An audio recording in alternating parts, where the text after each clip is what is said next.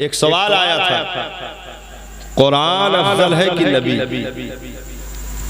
फतावा रज़िया शरीफ में इसका जवाब मौजूद है। आला हज़रत सरकार की बारगाह में सवाल आया था कि कुरान अफजल है कि नबी अफजल है? क्या खूबसूरत जवाब दिया।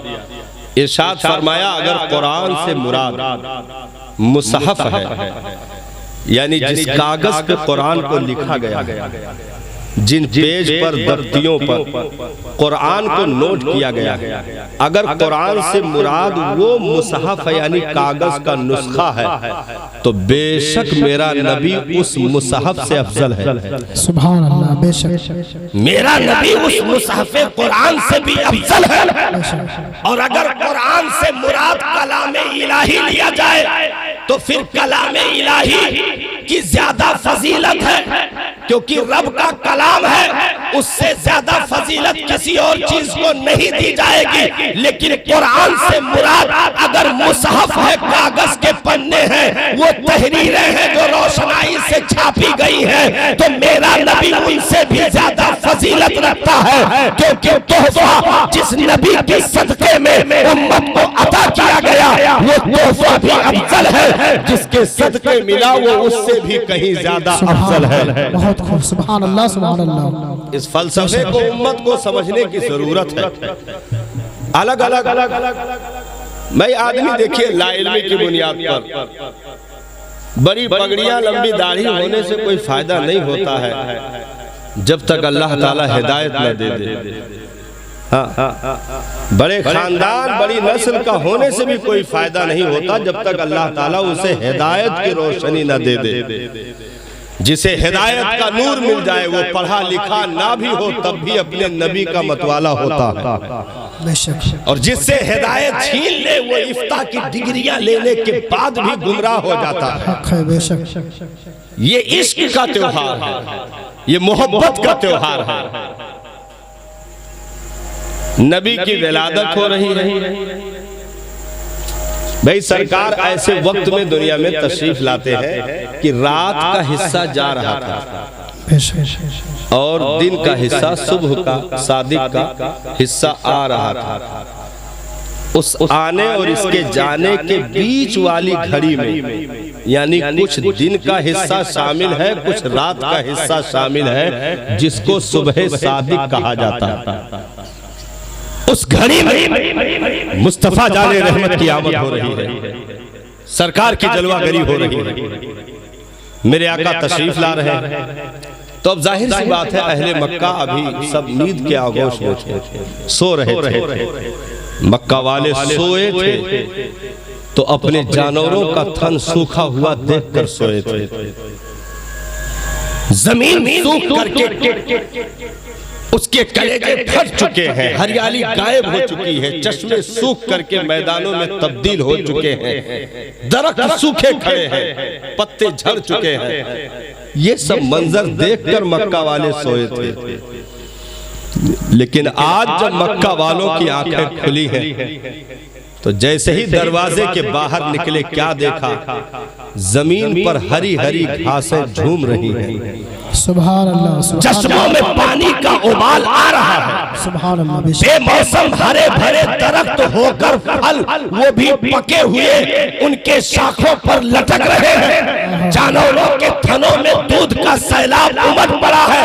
पूरे मक्का वाले एक दूसरे से पूछ रहे थे, ये तब्दीली कैसे आई? पूछते पूछते चलते चलते आमिना खातून के चौखट पर जब पहुंचे हैं, मुस्तफा जाने रहमत को देखा है, पूरे मक्का वाले मचल गए और एक ज़बान होकर के फैसला किया, आमिना की गोद में आज वो बच्चा आया है कि अब तक मेरी निगाहों में ना ऐसा जमाल देखा, ना ऐसा हुस्न देखा, ना ऐसा तलवा देखा, ना ऐसी माज़ाब आंखें देखी, ना ऐसा रुखे ताबा देखा। जब इस बच्चे के तलवे का जवाब नहीं है, इसके जलवों का जवाब क्या होगा? नारे तकबीर, नारे रिसालत, अज़मते शाने मुस्तफा, अज़मते शाने मुस्तफा, सरकार की आमद, दिलदार की आमद, नारे तकबीर। तकबीर, नारे रिसालत, सुभान अल्लाह सुभान अल्लाह। उन दिनों अब्दुल मुत्तलिब काबा का तवाफ कर रहे थे। हजरत अब्दुल मुत्तलिब का खुद का बयान है कि मैं काबा का तवाफ कर रहा था, अचानक मैंने क्या देखा कि काबा की दीवारें झुक रही, छत समेत काबा की दीवारें झुकी जा रही हैं। मैंने गौर किया कि ये आखिर ये क्या हुआ, किस तरफ झुक रहा है, कहां जा रहा है। इतने में मुझे मुजदा सुना दिया गया था कि अब्दुल मुत्तलिब तुम्हें मुबारक, घर में अब्दुल्ला के नस्ल का वारिस आ चुका है, तुम्हारे नस्ल का चश्मो चराग आ चुका। सुभान अल्लाह, बेशक। अब्दुल मुत्तलिब कहते हैं मैं समझ गया, क्योंकि जब रुख पर गौर किया तो काबा का रुख किसी और जानिब नहीं था, बल्कि आमिना खातून के मकान की तरफ, हजरत आमिना के घर की तरफ काबा झुका हुआ था। मैं समझ गया काबा किसी और वजह से नहीं, उसी बच्चे के अजमत व एहतराम में, उसके इस्तकबाल में काबा झुका हुआ है, क्योंकि आज उस बच्चे की आमद हो गई है जो काबा की भी आलूदगियों को पाक करने वाला है, काबा को पाक करके किबला बनाने वाला है। मुस्तफा करीम की आमद हो रही है, काबा झुक रहा है। इधर सुवैबा जो मतलब उस दौर में जो कनीज और गुलाम कनीज और ये सब जो चलते थे ना, तो वो कनीज थी, सुवैबा लौंडी थी। नबी ने उनका भी दूध नोश फरमाया, हजरत सुवैबा। वो अबू लहब की लौंडी थी, अबू लहब खरीद कर लाया था, अबू लहब की लौंडी, लेकिन मुकद्दर उनका बेदार था। आमिना खातून के घर वो मौजूद थी।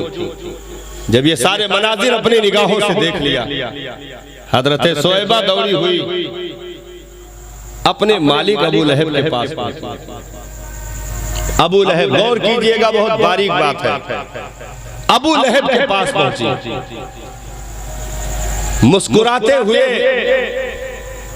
जोरदार अल्फाज में अपने मालिक अबू लहब को खुशखबरी सुनाई। कहा सरदार मुबारक हो, भतीजे की आमद हो गई, क्योंकि हजरत अब्दुल्ला का इंतकाल हो चुका था, नबी अभी पैदा नहीं हुए थे। तो सारे खानदान में ये गम का तासुर था कि कहीं मेरे भाई की नस्ल न चली जाए, मेरे भाई की नस्ल न चली जाए, बेटी पैदा होगी नस्ल नहीं रहेगा, ये सारा गम का तासुर था। लेकिन जब नबी की जलवागरी हुई, सुवैबा दौड़ी गई और कहा सरदार खुश हो जाइए, बेटा हुआ है, सुभान अल्लाह, सुभान भतीजा आया है। अबू लहब बैठा हुआ था, इतनी खुशी हुई, जबकि अभी ईमान का कोई मसला ही नहीं है, ना ऐलान है, ना ईमान है, ना दीन इस्लाम है। भाई ऐलान और दीन इस्लाम की आमद तो 40 साल के बाद हो रही है, हालत कुफ्र में है। बैठा हुआ सुवैबा ने कहा कि भतीजे की आमद मुबारक। अबू लहब बैठा हुआ था, उसने हाथ उठाया और अंगुश्ते शहादत का इशारा किया, कहा तूने बहुत बड़ी खुशखबरी सुना दी, जा मैंने तुझे आजाद किया, सुभान अल्लाह, जा मैंने तुझे आजादी दी। इस नबी के यानी भतीजे के आमद की खुशी में अबू जहल जैसे काफिर ने खुशी का इजहार किया, अंगुश्ते का इशारा करके सुवैबा लौंडी को आजादी का परवाना दे दिया। वक्त गुजरता रहा, बाद में जब अबू लहब दुनिया से गया, वो अबू लहब जिसके बुराई में पूरी एक सूरत कुरान में उतर चुकी है, तब तब्बत यदा अबी लहब, तब्बत यदा अबी लहब, पूरी बुराई में सूरत उतर चुकी है। इतना बड़ा मुजरिम, उसके बाद भी मरने के बाद कुछ लोगों ने ख्वाब में देखा, पूछा अबू लहब रब ने तेरे साथ कौन सा मामला किया? तो अबू लहब ने कसम खाकर ख्वाब में कहा कि मामला तो बहुत भयानक है, मैं अपने कर्मों की सजा भुगत रहा हूँ, लेकिन हाँ जब हफ्ते में 2 शंबा आता है, जब सोमवार का दिन आता है, जब पीर की घड़ी आती है, मैंने जिस उंगली से इशारा करके नबी के आमद की खुशी पर सुहैबा को आजादी दी थी, उस उंगली को चूसता हो तो पानी और शहद मिल जाता है, प्यास बुझ जाती है, भूख मिट जाती है। अरे बदतरीन काफिर अगर नबी की आमद पर खुश हो जाए तो उसे शहद और दूध का इनाम मिल जाए। हम तो ईमान वाले हैं, हम तो नबी के दीवाने हैं, अपने आका का कलमा पढ़ने वाले हैं, हम खुशी मनाएंगे तो मौला क्यों नहीं जन्नत अता करेगा। नारे रिसालत, अज़मत शान मुस्तफा, मिलादे मुस्तफा, जश्न ईद मिलादुन नबी, सरकार की आमद, दिलदार की आमद, आका की आमद, दाता की आमद, नारे तकबीर, नारे रिसालत। सुभान अल्लाह, सुभान अल्लाह। किस्मत के धनी हैं वो लोग जिन्हें मुस्तफा जाने रहमत बहुत और खुशियां मैसर आ गई।